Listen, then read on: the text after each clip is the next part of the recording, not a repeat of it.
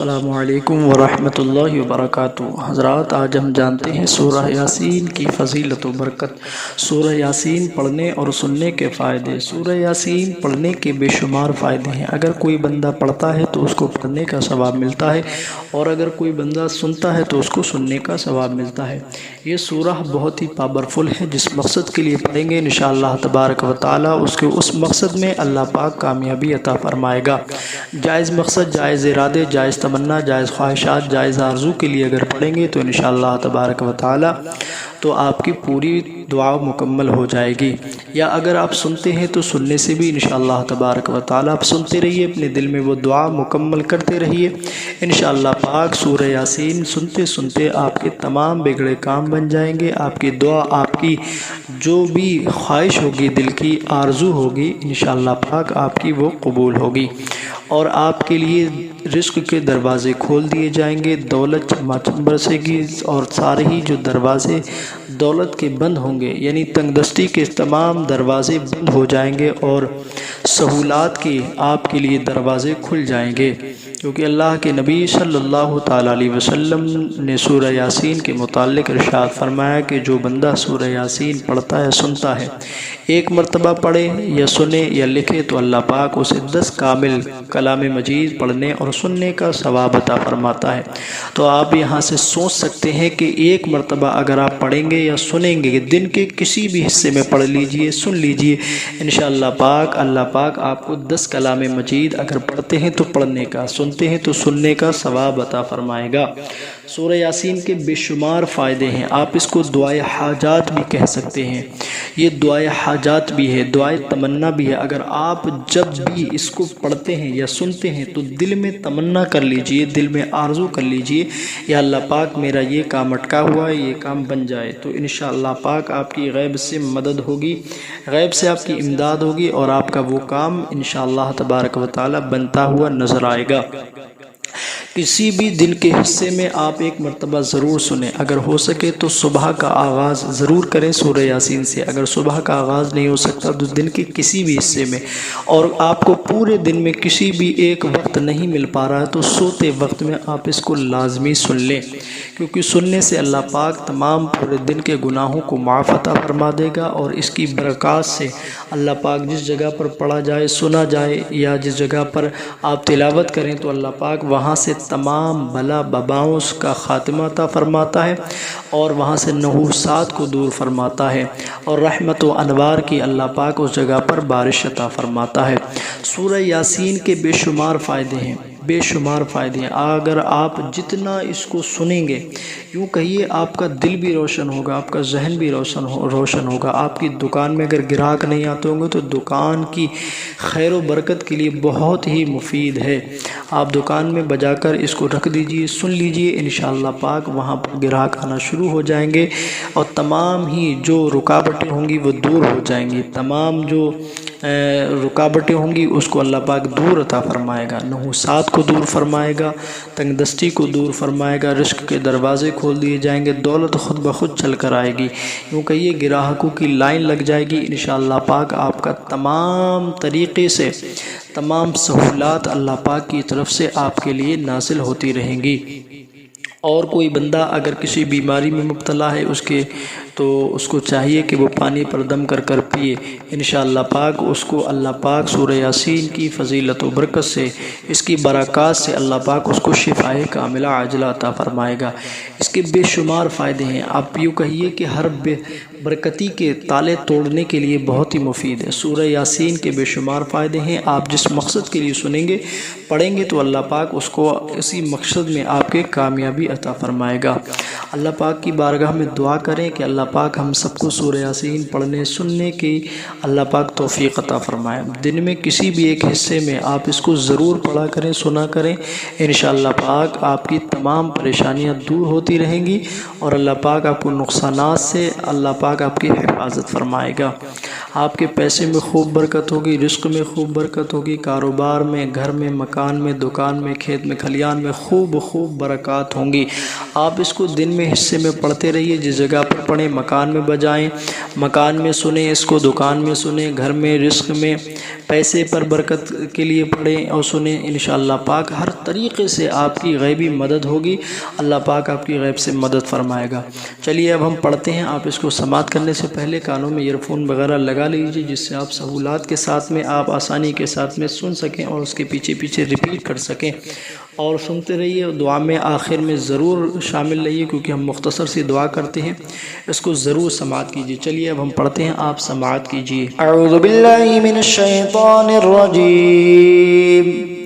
बिस्मिल्लाहिर रहमानिर रहीम, यासीन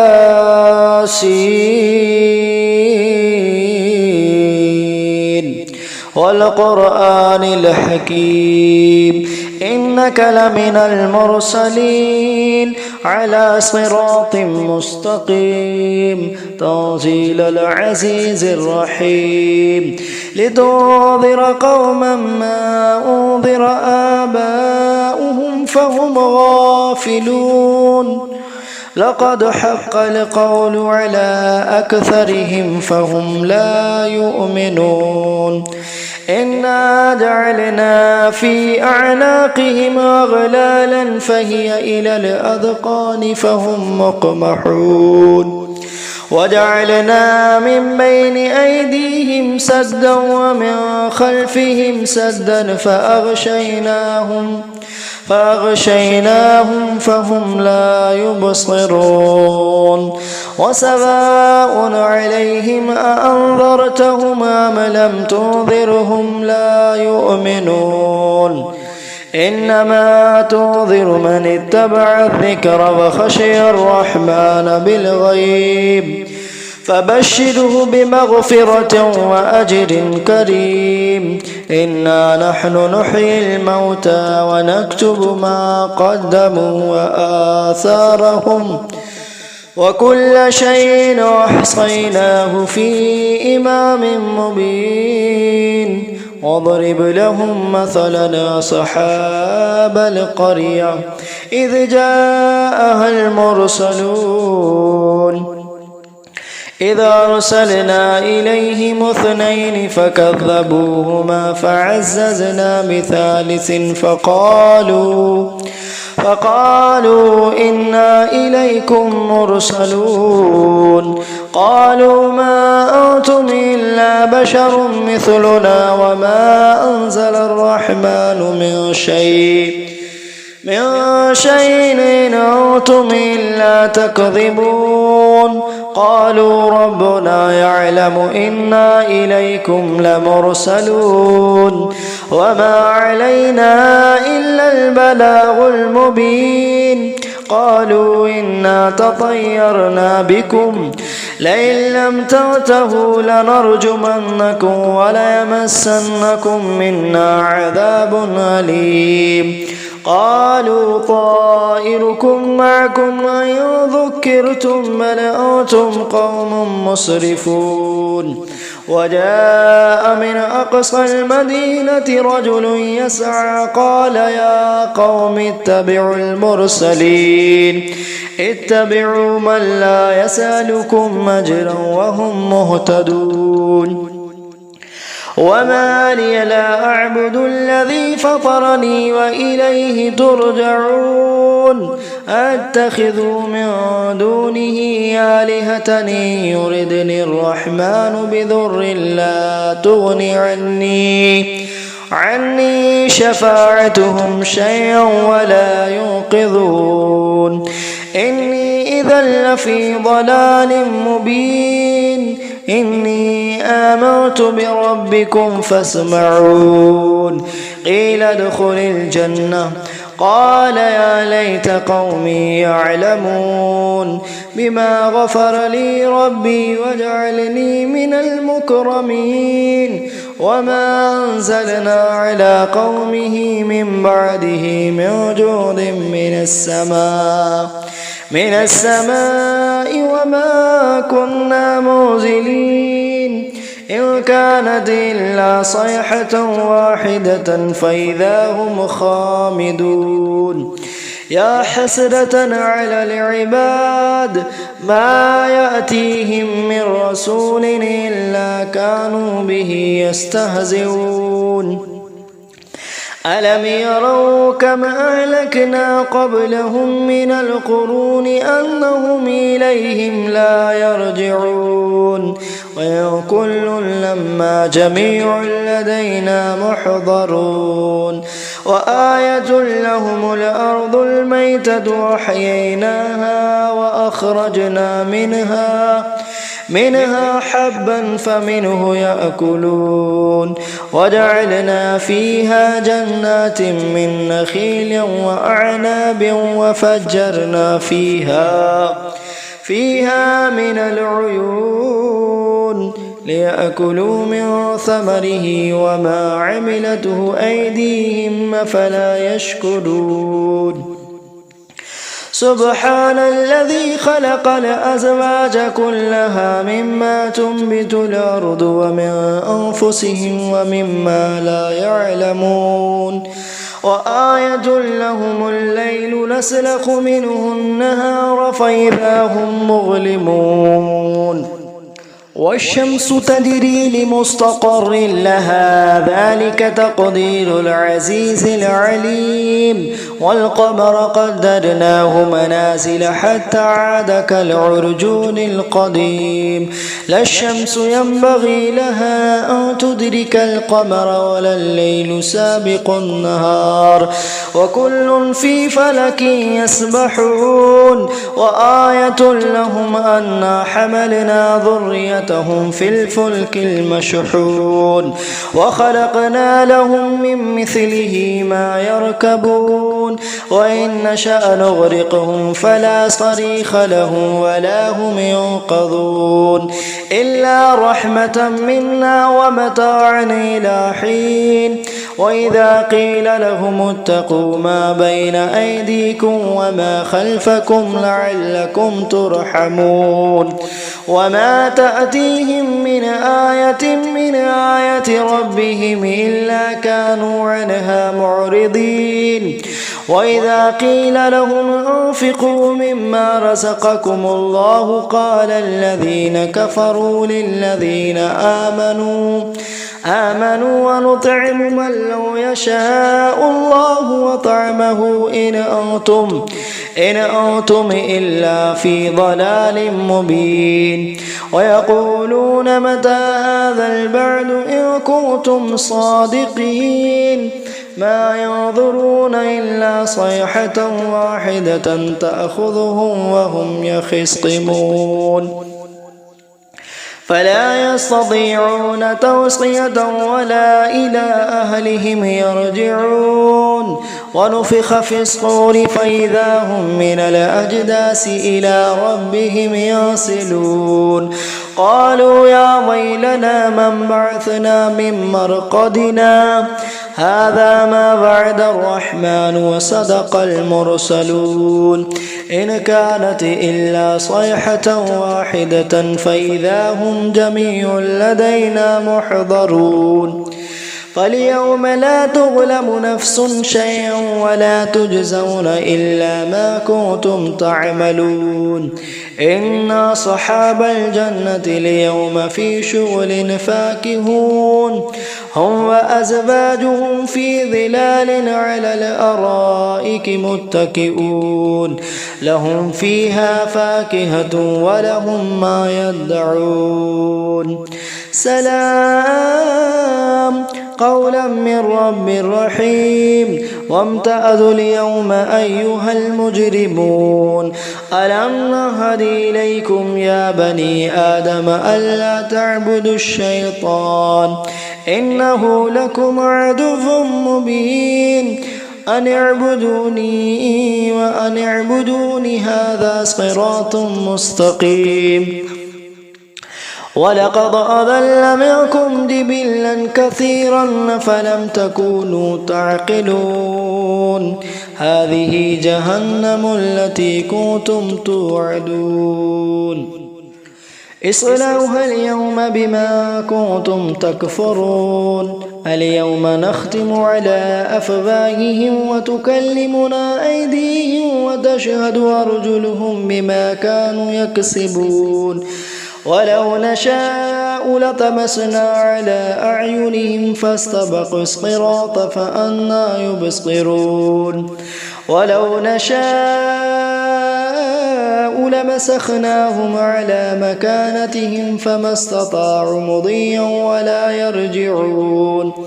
ومن نعمره ننكسه في الخلق أفلا يعقلون وما علمناه الشعر وما ينبغي له إن هو إلا ذكر وقرآن مبين لينذر من كان حيا ويحق القول على الكافرين أولم يروا أنا خلقنا لهم مما عملت أيدينا نعما فهم لها مالكون وذللناها لهم فمنها ركوبهم ومنها يأكلون ولهم فيها منافع ومشارب أفلا يشكرون واتخذوا من دون الله آلهة لعلهم ينصرون لا يستطيعون نصرهم وهم لهم جند محضرون فلا يحزنك قولهم إنا نعلم ما يسرون وما يعلنون أولم ير الإنسان أنا خلقناه من نطفة فإذا هو خصيم مبين وضرب لنا مثلا ونسي خلقه قال من يحيي العظام وهي رميم قل يحييها الذي أنشأها أول مرة وهو بكل خلق عليم الذي جعل لكم من الشجر الأخضر نارا فإذا أنتم منه توقدون أوليس الذي خلق السماوات والأرض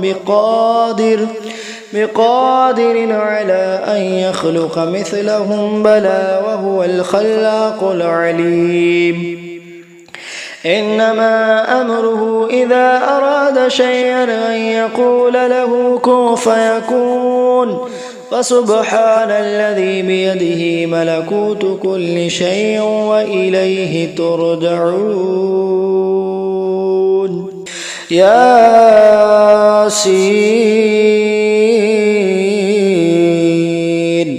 والقرآن الحكيم إنك لمن المرسلين على صراط مستقيم تنزيل العزيز الرحيم لتنذر قوما ما أنذر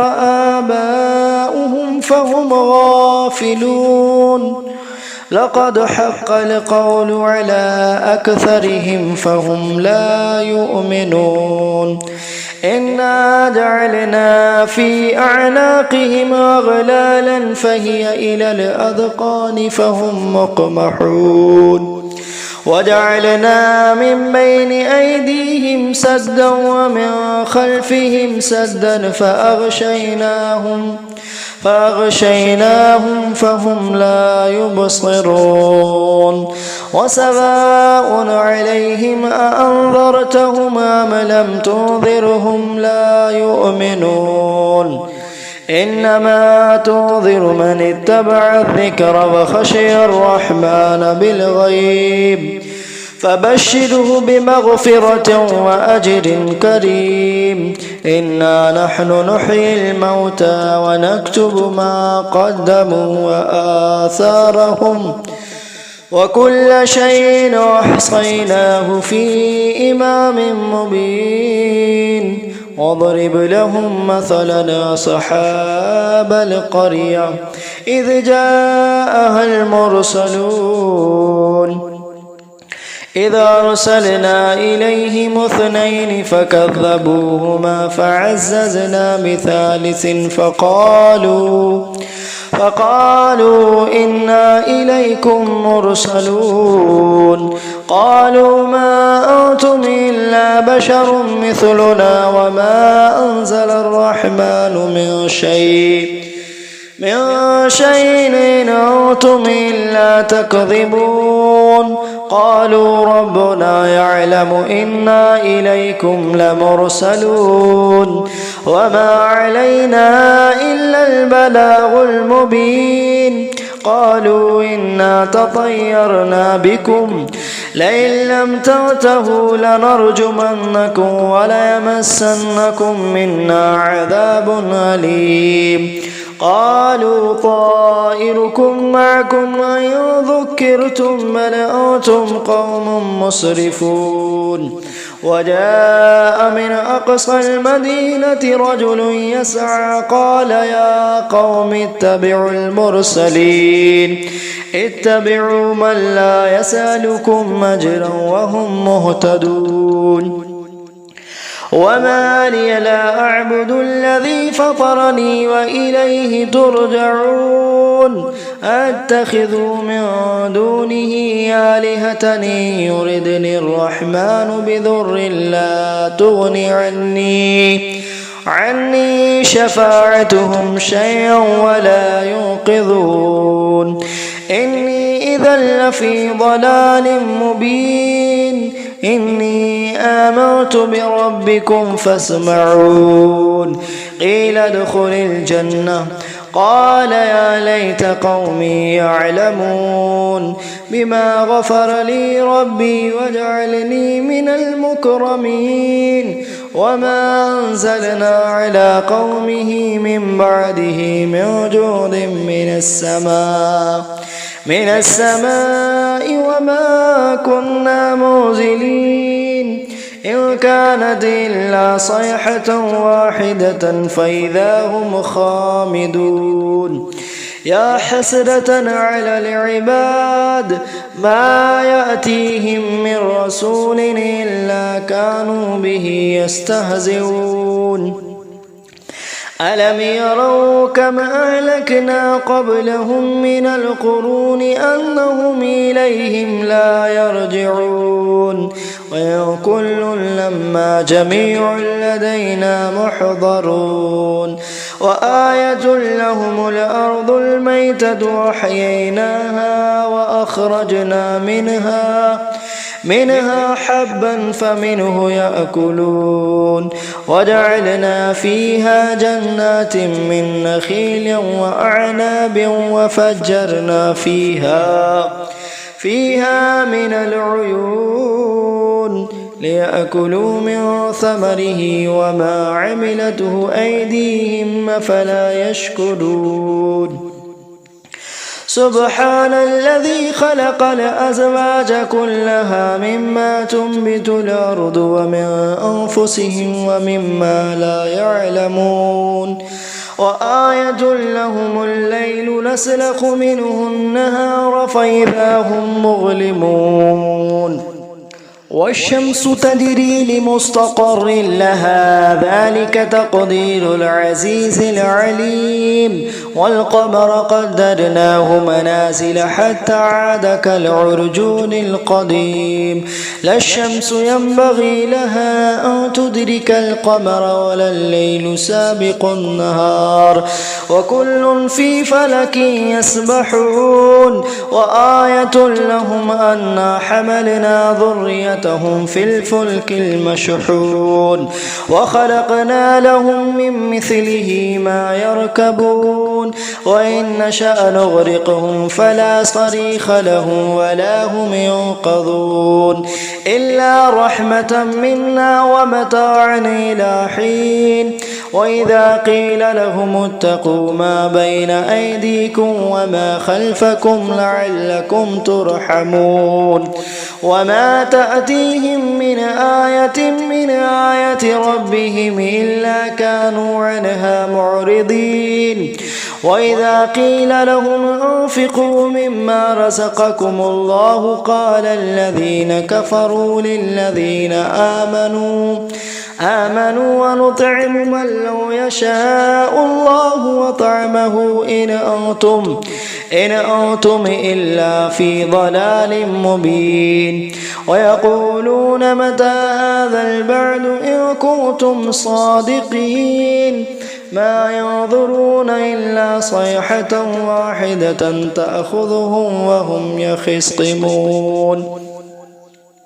فلا يستطيعون توصية ولا إلى أهلهم يرجعون ونفخ في الصور فإذا هم من الأجداث إلى ربهم ينسلون قالوا يا ويلنا من بعثنا من مرقدنا هذا ما وعد الرحمن وصدق المرسلون إن كانت إلا صيحة واحدة فإذا هم جميع لدينا محضرون فاليوم لا تظلم نفس شيئا ولا تجزون إلا ما كنتم تعملون إن أصحاب الجنة اليوم في شغل فاكهون هم وأزواجهم في ظلال على الأرائك متكئون لهم فيها فاكهة ولهم ما يدعون سلام قولا من رب رحيم وامتازوا اليوم أيها المجرمون ألم نهد إليكم يا بني آدم ألا تعبدوا الشيطان إنه لكم عدو مبين أن اعبدوني وأن اعبدوني هذا صراط مستقيم ولقد أضل منكم جبلا كثيرا فلم تكونوا تعقلون هذه جهنم التي كنتم توعدون اصلوها اليوم بما كنتم تكفرون اليوم نختم على أفواههم وتكلمنا أيديهم وتشهد أرجلهم بما كانوا يكسبون ولو نشاء لطمسنا على أعينهم فاستبقوا الصراط فأنى يبصرون ولو نشاء لمسخناهم على مكانتهم فما استطاعوا مضيا ولا يرجعون ومن نعمره ننكسه في الخلق أفلا يعقلون وما علمناه الشعر وما ينبغي له إن هو إلا ذكر وقرآن مبين لينذر من كان حيا ويحق القول على الكافرين أولم يروا أنا خلقنا لهم مما عملت أيدينا نعما فهم لها مالكون وذللناها لهم فمنها ركوبهم ومنها يأكلون ولهم فيها منافع ومشارب أفلا يشكرون واتخذوا من دون الله آلهة لعلهم ينصرون لا يستطيعون نصرهم وهم لهم جند محضرون فلا يحزنك قولهم إنا نعلم ما يسرون وما يعلنون أولم ير الإنسان أنا خلقناه من نطفة فإذا هو خصيم مبين وضرب لنا مثلا ونسي خلقه قال من يحيي العظام وهي رميم قل يحييها الذي أنشأها أول مرة وهو بكل خلق عليم الذي جعل لكم من الشجر الأخضر نارا فإذا أنتم منه توقدون أوليس الذي خلق السماوات والأرض بقادر على أن يخلق مثلهم بلى وهو الخلاق العليم إنما أمره إذا أراد شيئا أن يقول له كن فيكون فسبحان الذي بيده ملكوت كل شيء وإليه ترجعون। हज़रात हमने यहाँ से सूरह यासीन मुकम्मल हो चुकी है। अब आइए हम मुख्तसर सी दुआ करते हैं, उस दुआ में ज़रूर शामिल रहिए। یا اللہ پاک سب سے پہلے جو ہم نے تیری رضا کی خاطر میرے مولا سورہ یاسین پڑھی ہے، اس کے پڑھنے میں کوئی غلطی ہو مولا پاک اسے حضور اکرم صلی اللہ تعالی علیہ وسلم کے وسیلے سے اپنی ستاری غفاری کا پردہ ڈال کے اسے معاف عطا فرما۔ یا اللہ پاک ہم نے جو پڑھی ہے مولا اسے اپنی بارگاہ میں حضور کے وسیلے سے قبول فرما۔ یا اللہ اس کا ثواب حضور اکرم رحمت عالم نور مجسم صلی اللہ تعالی علیہ وسلم کی بارگاہ میں پیش کرتے قبول فرما۔ حضور کے وسیلے سے تمام انبیاء، رسل، خلفاء، ازواج مطہرات، عشرہ مبشرہ، صحابہ اکرام، صحابہ صحابیات، صحابہ فصحاب صفہ، حضرت فاطمہ الزہرا، امام حسن، امام حسین، تمام شہداء حضور کے خاندان، تمام حضور کے اہل خاندان کی بارگاہ میں پیش کرتے قبول فرما۔ یا اللہ پاک فاتحہ کا ثواب، سورہ یاسین کا ثواب درجہ بدرجہ تمام حضور کے گھرانے والوں کی بارگاہ میں میرے مولا پیش کرتے ہیں، درجہ درجہ قبول فرما۔ حضرت امام حسن، امام حسین 72 جانثار کی بارگاہ میں پیش کرتے قبول فرما۔ حضور غوث اعظم، مدار اعظم، خواجہ اعظم، تمام خلفاء صحابہ کی بارگاہ میں پیش کرتے قبول فرما۔ تمام اولیاء اکرام اولاد آدم میں جس کا بھی خاتمہ بالخیر ہوا ہے مولا پاک اس کی بارگاہ میں درجہ بدرجہ پیش خدمت قبول فرما۔ فاتحہ کا ثواب، سورہ یاسین کا ثواب خاص الخصوص بالخصوص امام حسین کی بارگاہ میں پیش کرتے قبول فرما۔ غزہ کے، فلسطین کے شہداء کی بارگاہ میں پیش کرتے قبول فرما۔ یا اللہ جس نے جس مقصد سے سنی ہے یا اللہ پاک اس کی تمام اس مقصد میں میرے مولا جائز والے میں کامیابی فرما۔ جو پریشان ہیں ان کی پریشانیوں کو دور فرما، جو بیمار ہیں مولا انہیں شفا عطا فرما، جو قرض میں مبتلا ہیں قرض سے نجات عطا فرما، جو بے اولاد ہیں ان کو نیک صالح اولاد عطا فرما۔ جن لوگوں نے دعا کے واسطے کہا ہے میرے مولا ان کی جو جائز تمنا اس کو پورا فرما۔ جن کے بچیوں کے غیب سے رشتے نہیں آ رہے میرے مولا غیب سے ان کے نکاح کا انتظام عطا فرما، غیب سے رشتوں کا انتظام عطا فرما۔ جن کے نکاح ہو گئے مولا ان کے نصیبوں کو بہتر فرما، یا اللہ ان کو خوشحال عطا فرما۔ ہم سب کے والدین کو میرے مولا عمر طویل عطا فرما، ان کی عمر میں برکت عطا فرما۔ مولا ہم سب کے اعز و اقربا جو اس دنیا سے جا چکے ہیں سب کو جنت الفردوس میں اعلیٰ سے اعلیٰ مقام عطا فرما۔ یا اللہ کل مومنین کل مومنات، تمام مومنین مومنات کی مولا روح کو پیش کرتے قبول فرما۔ حالات ہندوستان کو بہتر عطا فرما۔ یا اللہ فلسطین و غزہ کے مظلوم مسلمانوں کی حفاظت فرما، مسجد اقصیٰ کی حفاظت فرما۔ یا اللہ آپس میں بھائی چارے کے ساتھ ہندوستان میں زندگی گزارنے کی توفیق عطا فرما۔ یا اللہ پاک تو رحمان ہے سب پہ رحم فرما، یا اللہ پاک تو کریم ہے سب پہ کرم عطا فرما۔ یا اللہ پاک جس نے جس مقصد کے لیے سنی ہے اللہ اس کے جائز مقصد میں کامیابی عطا فرما۔ سب کے ہی دکان میں، مکان میں، رزق میں، کمائیوں میں، کھیت میں، کھلیان میں، عمر میں مولا برکتوں کے نزول فرما۔ سب کے دکانوں میں خیر و برکت کے نزول فرما، پیسے میں برکت عطا فرما، رزق میں برکت عطا فرما، رزق میں زیادتی عطا فرما۔ یا اللہ جو ہم نے دعائیں کی جو رہ گئی مولا جس نے دعا کے واسطے کہا ہے مولا جہاں سے جو دعا کے لیے کہا تھا سب کی دعا کو میرے مولا اپنی بارگاہ میں جائز والی قبول فرما۔ دکھا دے یا الہی وہ مدینہ کیسی بستی ہے جہاں پر رات دن مولا تیری رحمت برستی ہے۔ مولا ہم سب کا خاتمہ بالخیر فرما۔ جو اس چینل پر نئے چینل کو سبسکرائب کر لے، ویڈیو کو لائک شیئر ضرور کر دیں۔ ملتے ہیں جب تک اگلی ویڈیو میں، اللہ حافظ۔